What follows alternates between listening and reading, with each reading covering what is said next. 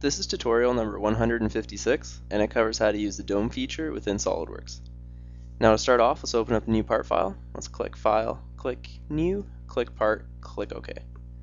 So in this tutorial, we're going to be covering how to use the dome feature, and what that does is when you have a solid, you're able to create a dome coming off of a face, and using that face and the points on that face, it's going to create the dome and shape it.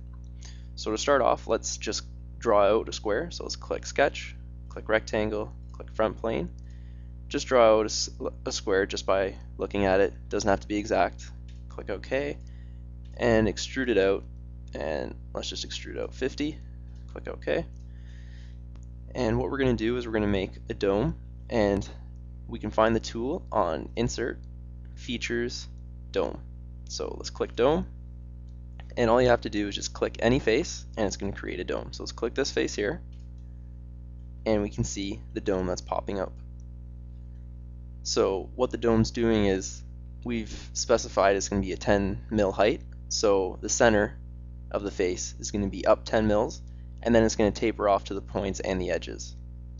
So if we click OK, we can see that we've created a little dome there. So the dome's pretty much you can't really make it yourself if you were trying to. It's a feature that you need to use specifically. It's not like you can replicate it anywhere else.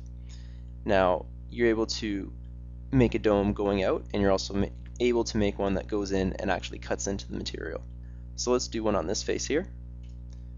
Let's click Insert, click Feature, click Dome, and you're able to change the direction right here. Now, or you're able to choose the direction by clicking here and clicking a line. So we can click this line and it's going to follow the direction. Now let's get rid of this edge. So right now it's creating a dome on the top, and if we flip the direction, it's going to make a dome inside. So let's click OK. And we can see that we've got a dome on the outside there, and we got a dome on the inside there. Now let's make another dome here, and let's make it bigger. So let's click Insert, click Feature, click Dome, and instead of 10, let's just keep going up and up. And you can see that we have 70 millimeters here. So what it's doing is at the point on the top here is going to be 70, and then it's going to taper down to those points. Click OK. And we've made a 70 mil dome there. Now let's go on the other side and let's do a 70 mil cutting in. So let's click Insert, Feature, Dome, and instead of going out like it is right now, let's make it go in. So flip the direction and you can see how it's being cut. Click OK. And I guess we're gonna have some errors because the cut's too big. So let's bring this down to, let's do 20. Click OK. Still a rebuild, eh? So let's bring it down to 10. Click OK. So you're going to have to play around with, I guess, the sizes and how much you're going to cut in so it doesn't, I guess, destroy everything else going on there. So we got a 10 mil dome again there. But you're able to play around with it and you're able to cut in something such as this going in. So you're able to do it to surfaces such as these ones, but you're also able to do it to more intricate surfaces. So the hinge that we opened up in the last tutorial, let's open it up too. So let's click File and open up the hinge. It's on the DVD. It's read-only, don't worry about that.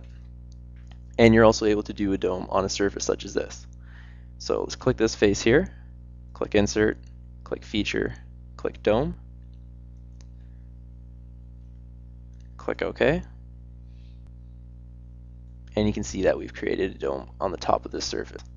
Now these domes are going to be a little bit different because when you have cutouts and whatnot, it's not going to go around, it's not going to go through the cutout, so it's going to take it into consideration with like the pulling points. Now let's do one on this face here. Click Insert, click Feature, click Dome.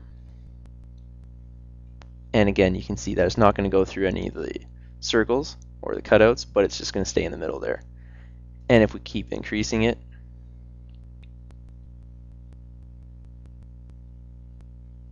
it's just taking a while because it has to figure out everything, and it's a little too much for my computer right now. But you can see that the dome's going to come up and it's taking into consideration all these cutouts and it's not going to go through any. So click OK. And we got another dome coming up around there. So you're able to do it to either just a flat plane surface or one that has a bunch of features on it like this one. And that concludes our tutorial on how to use the dome feature within SOLIDWORKS.